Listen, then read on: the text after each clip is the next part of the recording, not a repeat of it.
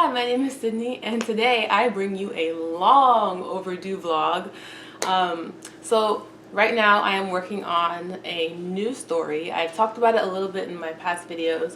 I'm calling it my hotel story on this channel, and I've been working on it now for the last 2 months or so. So when I started working on this vlog back towards the end of August was right after I put down Storm Cloud. And I have videos up about my process with that, with Camp NaNoWriMo, and with the days and the weeks leading up to Camp NaNoWriMo if you guys want to go watch that. When I switched to Hotel Story, I did vlog the beginning of that experience, and I never uploaded the vlog. But recently I've been filming some more videos and vlogs about like what I've been doing the last few days. In order to put those videos in context, I thought it would make sense to upload the videos where I posted the beginning of my process with writing this story in the last couple of months. So I hope you guys enjoy these vlogs, and I will be uploading some more videos shortly. Hello, my name is Sydney, and here I am today. I'm starting a new project. The project is going on a year old, coming this October, so that's really exciting. But I haven't worked on it a whole lot. I've kind of worked on it here and there. I worked on it a lot in the beginning, in the first couple weeks of me getting the idea. But you know, like lately, I was just working on Storm Cloud, but then there was a couple of days. This weekend was like the best weekend because even amid all these 90 and 80 degree days that we've been having here in Massachusetts, there were a couple of days in the 70s where it was overcast the whole day, and it was actually chilly enough that I wore like long pants or I could wear like a sweater and stuff, and it was just like it was awesome, you know. And I just was feeling autumn coming along, and autumn has become my favorite season in the last few years. And this story I do associate with the autumn, one because I got the idea during the autumn, and two because it takes place, or at least it starts in the autumn, and so it's just really exciting. And anyway, I'm starting this project now, my hotel story. I don't know if I mentioned that already, but I finally reached 10,000 words. I've been working on it for the last 2 or 3 days, so I finally reached 10,000 words with this story. And we're still sort of in the beginning. I'm still kind of figuring out characters' voices. I'm still kind of figuring out like the first few scenes, like establishing a lot of the things that a beginning should establish, like the setting, the characters, the plot. I do kind of feel like where I am with the story, I'm writing a lot of filler content that I'll probably ultimately cut because it's not necessarily necessary to show it in the story, because it's just the filler stuff that's helping me to understand sort of all the background workings of this story. But who knows, I might end up keeping these scenes, I might change them, who knows. We're still very early on, doesn't need to be perfect. Of course it's easier to say that than to actually make it so, but I'm moving along slowly, and as I write, I'm going back and forth between the manuscript draft and my notes, and I'm figuring out, you know, I'll write something that maybe is a characteristic of it's a detail of a character, like, oh, I didn't know that about this character, so I go to my story notes and I add that in there just for continuity purposes. I can remember that detail later on, as opposed to it just being like a throwaway line in the manuscript. Something I like about this story that's I think will be really fun is that there's actually 2 timelines going on concurrently. So there's the past and there's the present, and the main story takes place in the present, and then there's another kind of sub-story that takes place in the past. Each of those timelines has a few different perspectives going on, so it'll be interesting playing with that, seeing how that's going to work and how I keep track of that. But so far I've only written scenes in the present tense, and I'm wondering if I should write all the scenes in the present tense, or if I should kind of go back and forth. Should I do it chronologically? A lot of the story I'm ultimately pantsing. I have a list of scenes and a list of cool things that I think could happen, but I don't really know when or where they're going to happen or how. And so there's quite a lot of pantsing going on, which is cool, but I'm not really sure if I should write all the present scene first and then write all the past scenes first, just because I'm in the mindset of the present right now. And it could be tricky switching back and forth between the two, so that could be interesting.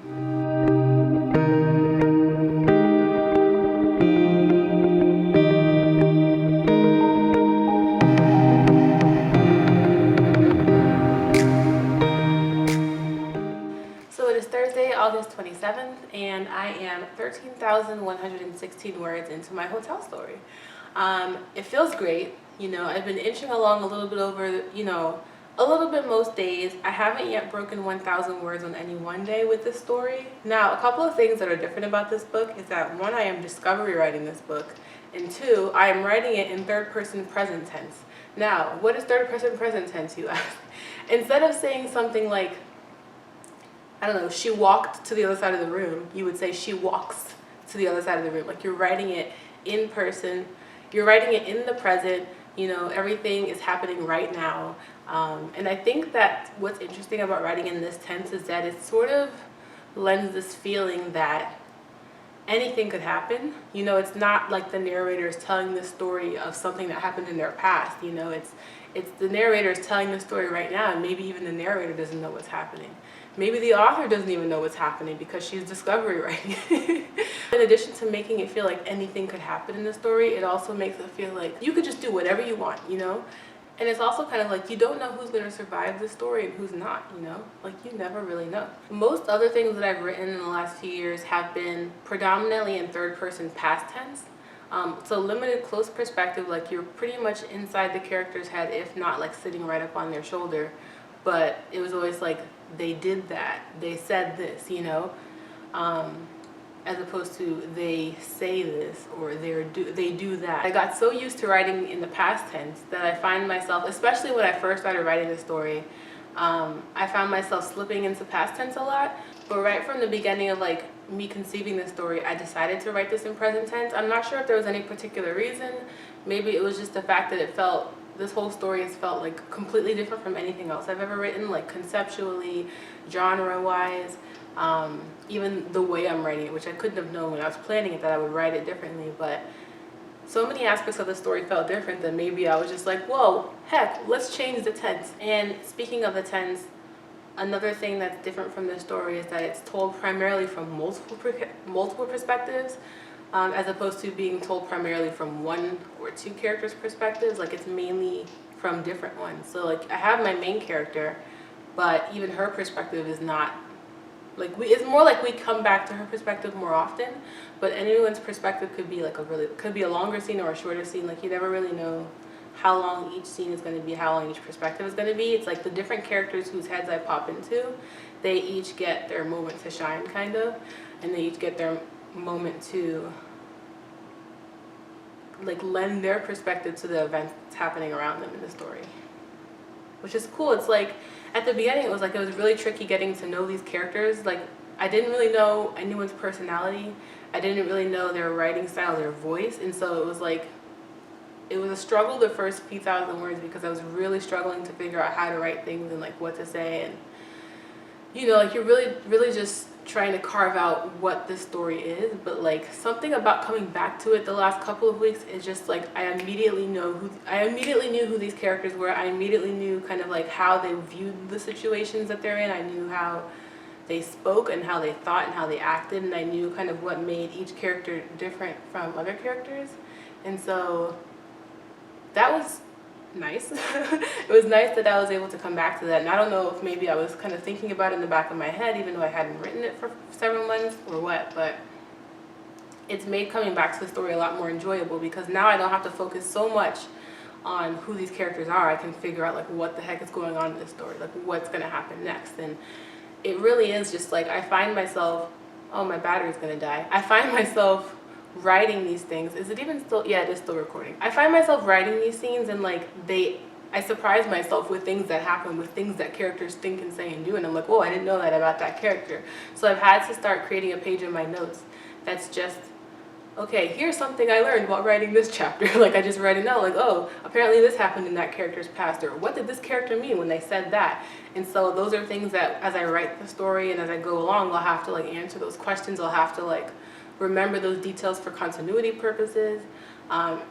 It's just a lot easier than trying to remember these things, like remember these details that I've revealed, or to prevent myself from completely like going against it or like contradicting it. And I find myself a lot of the times with this secrecy and stuff, I find that discovery writing really lends itself well to this because... Hi, so my camera just cut off on me because the battery's dead, but I just really wanted to say this really quick. discovery writing for me is really lending itself well to like writing a story that's tainted with mystery, because as I don't know what's happening and the characters don't know what's happening or what's going to happen next, I find that leaching into my writing style. So I'm writing things with this sort of mysterious or like, you know, kind of secret twist or secret mood or atmosphere or vibe to the writing, and it makes it really interesting. I just have to, and I find myself even like being really sort of vague with the occasional details or dropping hints that I'm not even totally sure what they mean. You know, like a character will say something and I don't totally know what they mean by that or what it's alluding to, but I have to now go and figure that out. I just have to be careful to watch myself with doing this, that I don't make the story like too melodramatic, because I don't want the story to come off like completely unrealistic. I want it to have the sense of realism. Um, but I feel like that's something like I can fix all that stuff eventually in revisions. Like, go ahead and drop all the seeds and secrets now, and then as I start to figure out more and more what the story is about as I write it, I can figure out what details or what secrets and what seeds I've planted that don't need to be there, or maybe they need to be in a different place or told in a different way, um, or maybe it's even new seeds to add and to plant once I go back and see the whole thing through. All right, that wraps up my little itty bitty August vlogs for my hotel story. So coming very soon, I'll have another vlog about what I've been doing since October started. So that will make a lot more sense now that you've seen these videos. Thank you guys so much for watching. Give this video a like, hit subscribe, and I will see you next time. Toodaloo.